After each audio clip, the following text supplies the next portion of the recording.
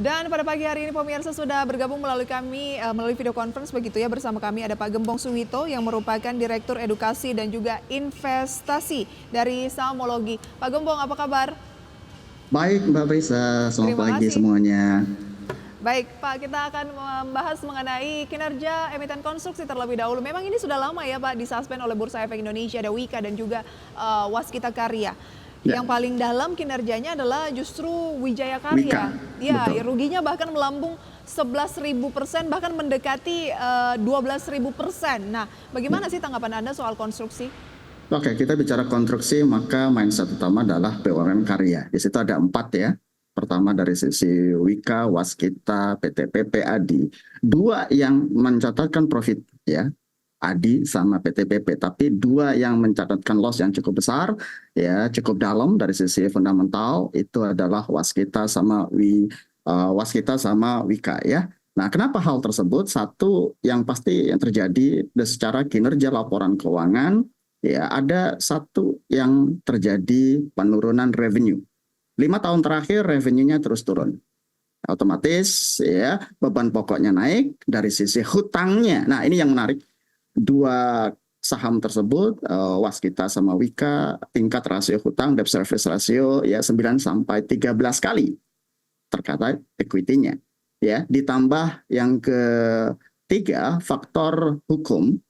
Nah, ya sekarang beberapa ada PKPU dan terakhir adalah yang akan ke depan dihadapi juga regulator atau bursa dengan FCA atau full call auction.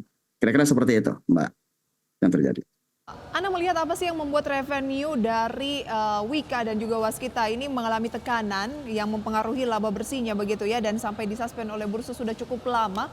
Kemudian sejauh mana ini juga akan mempengaruhi pandangan terhadap kinerja emiten konstruksi yang lain yang masih profit tadi ya, ada PT PP dan juga Adikarya yang masih tercatat di Bursa Efek Indonesia dan masih baik-baik saja, tapi kita lihat harga sahamnya juga merana nih.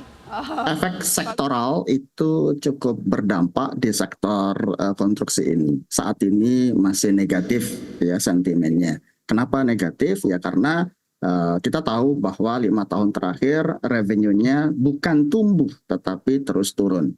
Kenapa hal itu terjadi? Ya karena tentunya ya terkait dengan proyek-proyek sisi pemerintah dan dia mengalami tekanan yang luar biasa terkait dengan hutang. Ya rasio hutang debt service ratio itu 7 sampai 13 kali dari equity dan itu ya cukup membebani. Otomatis ya untuk mengambil agresif lagi ya proyek-proyek pemerintah otomatis mereka juga harus kalkulasi karena beban beratnya terbesar dari hutang dan liquidity-nya itu cukup menantang, Mbak. Itu yang menyebabkan kinerja secara fundamental turun, otomatis ya harga terrefleksi ya sentimen negatif harganya juga relatif turun dan sekarang disuspend ya dan cukup lama ya disuspend ya karena memang harus bagaimana 2 konstruksi tersebut itu bisa recovery turnaround story apakah ada bisa mencetak profitability dan saat ini masih jauh dari profitability-nya tapi justru semakin dalam karena ya proyek-proyek tersebut tetap jalan, hutang tetap jalan dan harus dibayar makanya mereka lagi restructuring utang. Nah, pasti kan sudah banyak juga Pak yang nyangkut di saham Wika maupun juga Waskita yang sekarang disuspend dengan kinerja yang buruk ini gitu. Ya. Angin segarkah menurut Anda dengan langkah pemerintah yang ingin melebur BUMN Karya? Rencananya ada 7 BUMN Karya ini akan dilebur menjadi 3 perusahaan saja. Oke, terkait dengan holding itu kemungkinan besar akan pasti dilakukan ya, tetapi untuk menuju ke sana masih petanya masih cukup panjang, apalagi ini kan transisi kepemimpinan ya. Yang pertama, yang kedua dari sisi fundamental sendiri ya terkait dengan hutang kan harus dibayar. Ketika harus dibayar maka apakah liquidity-nya ada ya itu yang menjadi PR-nya dan tingkat hutangnya terus tambah. Nah saat ini belum ada sentimen yang positif gitu kan. Nah, dulu pernah ada terkait dengan IKN, sovereign wealth fund, tetapi baik lagi fundamental mencerminkan justru tidak ada perbaikan kinerja yang terjadi adalah utangnya ataupun tingkat ruginya itu semakin dalam. Kira-kira seperti itu, Mbak.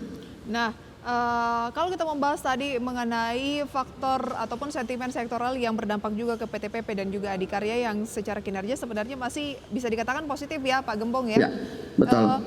adakah ini menjadi peluang mungkin di tengah pelemahan karena kita lihat ya secara 6 bulan terakhir ini kan PTPP sudah jatuh 42%, tapi year to date-nya masih oke nih, masih positif 7,48%.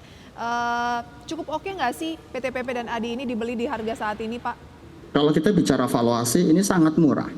Ya, price to book value mereka rata-rata kurang dari 0,5%, 0,5 kali ya. Bahkan di PTPP itu 0,2. Jadi sangat-sangat murah sekali kalau kita bicara harga saat ini. Namun kembali lagi, tantangan terbesar dari sektor konstruksi adalah warning terkait dengan peningkatan hutang mereka. Dari sisi PTPP ataupun ADI itu antara 3 sampai 4 kali hutangnya, rasio hutang terhadap equity-nya.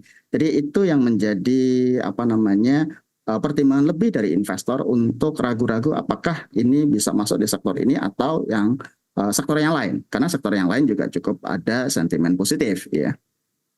Oke, jadi Anda mau mengatakan bahwa agak-agak bahaya juga nih kalau sampai 3 sampai 4 kali rasio hutang terhadap equity di ADI dan juga PTPP begitu? Ya, betul. Takutnya mengikuti jejak saudara-saudaranya begitu Pak ya? Ya, kita bicara fundamental itu posisinya ini sangat murah, tetapi kembali lagi ya masyarakat atau investor retail untuk masuk di dua saham tersebut itu masih agak ragu-ragu kecuali memang dia conviction ya. Kalau misalnya Pak Gembong sendiri melihat saham ini, Anda tertarik nggak di harga saat ini? Tidak. Tidak ya? Tidak. Oke, berarti hindari baik Adikarya maupun PTPP ya, begitu ya? Ya. Oke, sektor apa yang menurut Pak Gembong lebih oke saat ini? Oke, yang selama ini konsisten ya membantu klien ya saya adalah di sektor-sektor yang konservatif ya, yang sudah terbukti. Satu, saya biasanya kuat di 60-70% portofolio saya adalah di big bank. Ya, bank-bank besar begitu ya Pak Gembong ya? Betul, itu Oke. 60-70% karena memang ya secara faktual 5 tahun terakhir itu cukup konsisten untuk membantu klien kami itu mencapai tujuan-tujuan keuangan dan investasi, target investasinya tercapai. Nah, ada yang dikhawatirkan juga di perbankan untuk kinerja di awal-awal tahun, kalau nggak salah sampai dengan bulan Februari ya, Pak, di mana yang mencatatkan kenaikan signifikan itu tampaknya lebih ke BBCA, sementara beberapa yang lainnya turun. Kalau kita berbicara sampai dengan Februari, khawatirnya kinerja yang cukup signifikan itu ternyata agak sulit dicapai di awal tahun 2024 ini. Bagaimana tanggapan Anda mengenai kekhawatiran tersebut? Oke, hal itu wajar karena ketika bicara ekspektasi investor itu akan terus ya berekspektasi bahwa perusahaan tersebut tumbuh. Contoh, di 2023 itu mereka all time high ya karena satu faktor fundamental mereka, rilis laporan keuangan mereka itu sangat baik ya. Baik itu BCA ataupun dari sisi big bank. Nah, di situ all time high terkait dengan profitability, all time high terkait dengan harga. Nah, bagaimana sekarang? Otomatis ya year to date saat ini dari perjalanan Januari sampai Maret akhir itu ya sudah cukup naik signifikan. Otomatis ya sentimen-sentimen positifnya sudah keluar semua.